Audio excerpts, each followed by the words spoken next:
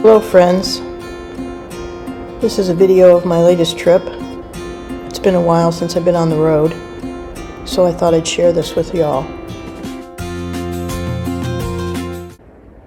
Misa and I left Jacksonville on May 5th, and we started our trip in our new Winnebago Travato camper van. And our first stop was at the Pine Ridge Campground, which was on our way to Smoky Mountains. We entered the Smoky Mountains in Cherokee, Tennessee, which is the southeast part of the national park. It was very rainy that day, and I wish I had video dash cam footage of the drive there because it was kind of crazy. Our first stop there was the Oconaluftee Visitor Center, which is one of 3 visitor centers in the Smoky Mountains. I highly recommend making use of visitor centers if you go to the national parks. They had a nice trail behind the visitor center, which we walked around, and there was a river there, the Oconaluftee River, with some amazing vegetation and some elk, and some impressive foliage and trees there. And lots of elk in this big pasture. And there was an old homestead there that you could walk around with the older buildings. After that, I went to Smoke Mount Campground and checked in there. I had a beautiful campsite that was right next to the Oconaluftee River, was right behind us, which was really nice to listen to at night, especially with the creek running. And there was just some walking areas there around the campground, and there was an impressive man-made bridge there, and there was a sign posted about the Civilian Conservation Corps and the history of the kinds of work they did in national parks in the 30s. One of the impressive things while I was there was these migratory butterflies. These are yellow-tailed butterflies, according to the ranger, and they were everywhere, and I've never seen butterflies gather like this. The next day we drove to Cades Cove, which is about a little over an hour drive from our campsite, and there was some pretty impressive overlooks on the way there. So Cades Cove is an 11-mile one-way loop around this historic site, and there's a ton of wildlife viewing, and it can take anywhere from 2 to 4 hours to drive the whole thing because it's super crowded. The Smoky Mountains is the most crowded national park in the country, so I recommend you go in the off-season if you can. It only took me an hour to get through. There wasn't a lot of traffic, but even when I went, it was a weekday and it was in the morning, and there was still a lot of traffic and people going. You have to go pretty slow anyway, but people stopping to get pictures of wildlife and that sort of thing. While I was there, I stopped at the visitor center, and there's just tons of outbuildings and historic buildings to visit on the loop. On my way back to the campground, I stopped at a couple more overlooks, and the weather had cleared up significantly, so it was really beautiful. So the next day I left the Smoky Mountains and drove to Cumberland Gap National Historic Park. It's not a national park, but a historic park. But there's tons of things to see there, obviously a lot of history. And I visited the visitor center there, and then I went to my campground, which was the Wilderness Road Campground, which is a beautiful campground there. So the Cumberland Gap encompasses 3 states, Tennessee, Virginia, and Kentucky, and is so named because it was basically the gap through the Appalachian Mountains that the settlers used to go from east to west.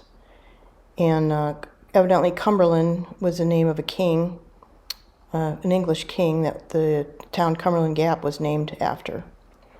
We got to do some some hiking while I was there. So the first day we were there, I did this Gibson Gap Trail, which was pretty cool. I was pleased to see that they had buckeye trees there, even though it was Virginia, and some pretty cool bridges and so forth. In the afternoon, I did another trail, a shorter trail, and then of course we just relaxed. Missy was pretty chill after all that hiking. We spent 3 days at Cumberland Gap, and then we headed towards Shendendah National Park.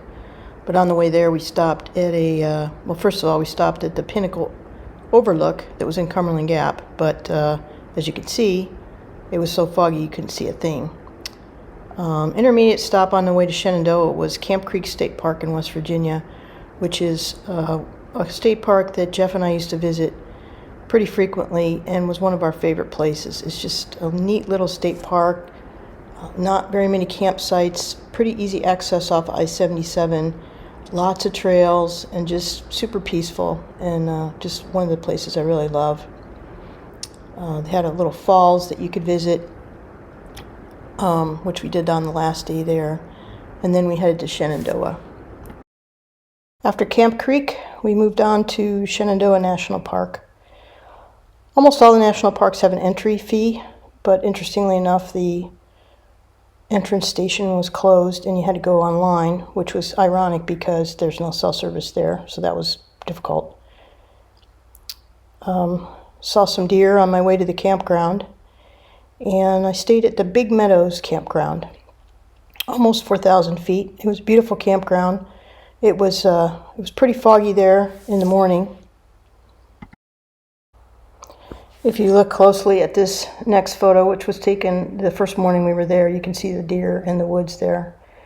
We went on a hike up to Hawksbill Peak, and it was warm and sunny in the parking lot, but as I climbed the hill, mountain, it got significantly cooler and much more foggy. It was a pretty challenging hike, but it was fun, and there was a shelter at the top that's part of the Appalachian Trail up there. And actually in my hiking, I saw several Appalachian Trail hikers. On the overlook platform, they had these markers that would show you what direction you were looking at, which was interesting, but that day we couldn't see much of anything.